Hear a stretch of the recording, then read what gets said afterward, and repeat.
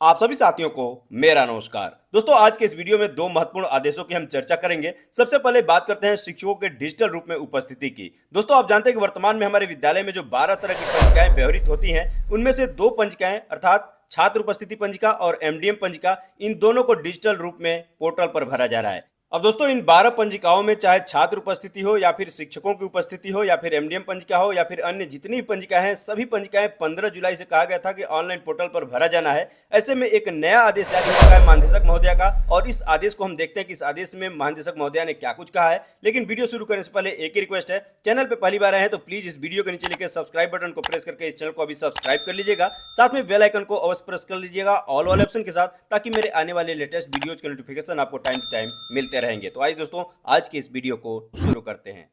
दोस्तों, महानिदेशक स्कूल शिक्षा कंचन वर्मा जी का आदेश अपनी स्क्रीन पे आप देख पा रहे हैं, जो कि जिला बेसिक शिक्षा अधिकारी समस्त जनपद उत्तर प्रदेश के लिए दिया गया है। इस आदेश के डेट की बात कर लें तो 5 जुलाई 2024 यानी कल के डेट में आदेश जारी किया गया है। आदेश के विषय की बात करें तो उत्तर प्रदेश बेसिक शिक्षा परिषद द्वारा संचालित परिषदीय विद्यालयों में पंजिकाओं के डिजिटाइजेशन के संबंध में ये आदेश दिया गया है। दोस्तों, इसके पूर्व में जो आदेश दिया गया था उस आदेश का यहाँ जिक्र किया गया है। बताया गया कि उपयुक्त विषय राज्य परियोजना कार्यालय के पत्रांक दिनांक 18 जून 2024 का संदर्भ ग्रहण करने का कष्ट करें, जिसके माध्यम से प्रेरणा पोर्टल पर डिजिटल रजिस्टर्स नाम से विकसित मॉड्यूल के संबंध में अवगत कराते हुए विद्यालय स्तर पर व्यवहृत की जाने वाली 12 डिजिटल पंजिकाओं के संबंध में सुसंगत निर्देश निर्गत किए गए हैं। अब आगे बताया गया है कि राज्य परियोजना कार्यालय के उपयुक्त संदर्भित पत्र के माध्यम से समस्त परिषदीय प्राथमिक, उच्च प्राथमिक एवं केजीवी विद्यालयों में ग्रीष्मावकाश के उपरांत अर्थात दिनांक 25 जून 2024 से छात्र उपस्थिति पंजिका एवं एमडीएम पंजिकाएं डिजिटल रूप में व्यवहृत किए जाने तथा अन्य समस्त पंजिकाएं दिनांक 15 जुलाई 2024 से डिजिटल रूप में अद्यतन किए जाने हेतु निर्देशित किया गया है।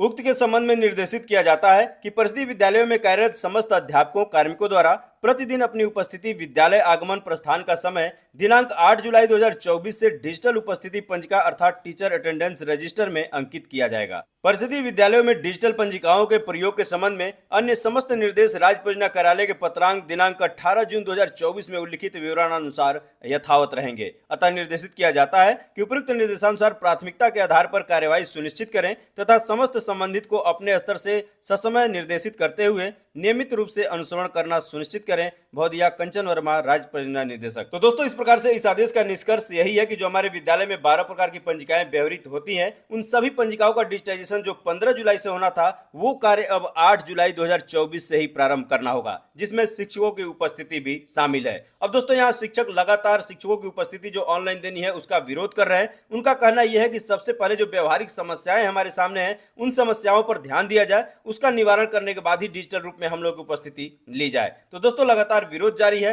शासन स्तर पर लगातार ये प्रयास किए जा रहे हैं कि डिजिटल रूप में ये कार्य शीघ्र ही संपादित करा लिए जाए, इसे लागू कर दिया जाए। तो भविष्य बताएगा कि आगे क्या होता है। फिलहाल आइए देखते हैं अगली खबर को।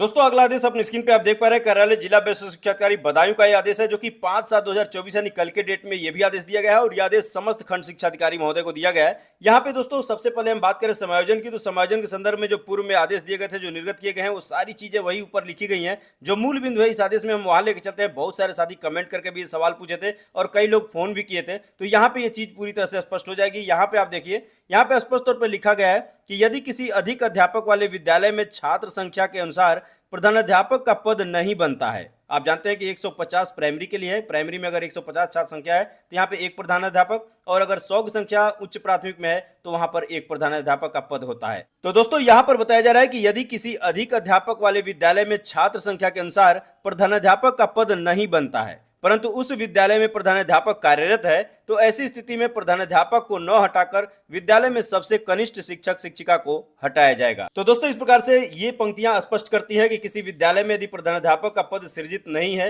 लेकिन वहां पर प्रधानाध्यापक है, अर्थात छात्र संख्या अगर प्राथमिक की बात करें तो 150 से कम है, लेकिन वहां पर प्रधानाध्यापक है, तो ऐसे में समायोजन में प्रधानाध्यापक को वहां से नहीं हटाया जाएगा। क्लियर। दूसरी बात यह कि अगर जूनियर की बात करें तो वहां पे उच्च प्राथमिक में यदि 100 से कम छात्र संख्या है और वहां पर कोई प्रधानाध्यापक है, तो उनका भी समायोजन में नाम नहीं आएगा, उनको समायोजित नहीं किया जाएगा, वो जहां है वहीं बने रहेंगे। तो इस तरह से दोस्तों स्पष्ट है कि उस विद्यालय में जो कनिष्ठ शिक्षक या शिक्षिका होंगे उन्हीं का समायोजन किया जाएगा, प्रधानाध्यापक का नहीं। तो दोस्तों, उम्मीद है कि आपके डाउट सब क्लियर हो पाए होंगे। वीडियो चली गई हो तो लाइक कर दीजिएगा, चैनल पे पहली बार है तो प्लीज मेरे चैनल को सब्सक्राइब कर लीजिएगा, क्योंकि विभाग की खबरें आपको टाइम टू टाइम यहाँ से मिलती रहेंगी। मिलते हैं नेक्स्ट वीडियो में, तब तक के लिए नमस्कार।